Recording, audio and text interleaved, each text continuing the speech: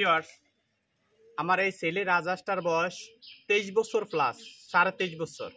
আর আমি কি যত্ন করি, আজকের যত্নটা হলো সালমোনেলা ফাউল টাইফয়েড এই ভ্যাকসিনটা করবো।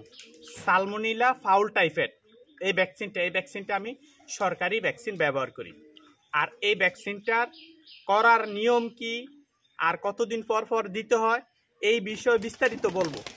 আগে একটু শিখে নেন যে কিভাবে আমি ভ্যাকসিনটা দেই। ভিউয়ার্স, এই হলো আমার ভ্যাকসিনটা, এই যে সালমোনেলা ফাউল টাইফয়েড। এই ভ্যাকসিনটা কি কাজ করে আমি বিস্তারিত বলবো। আগে শিখেন কিভাবে ভ্যাকসিনটা দেওয়া লাগে। এখানে দুইজন মানুষ ধরলে ভালো হয়, এখানে একজন মানুষ ধরছি। এইলো আমার এই ভ্যাকসিনটা আমি আগে ঢুকিয়ে নিছি।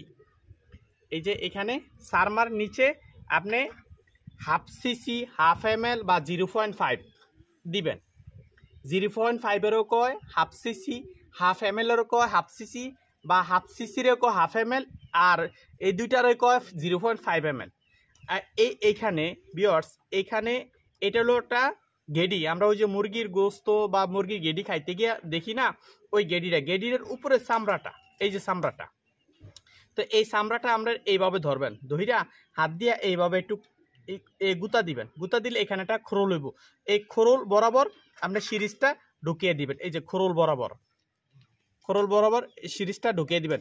আর এই সিরিজের নিফেলে বা শুয়ে ধরবেন না, আস্তে ঢুকিয়ে দিবেন। এইভাবে দিলে হাড়ে বা মাংস লাগবে। আপনি চেষ্টা করবেন আপনার 2 আঙ্গুলের মাঝ বরাবর যে ঢুকেই যে দেখেন, এই যে আমার এটা ঢুকে গেছে।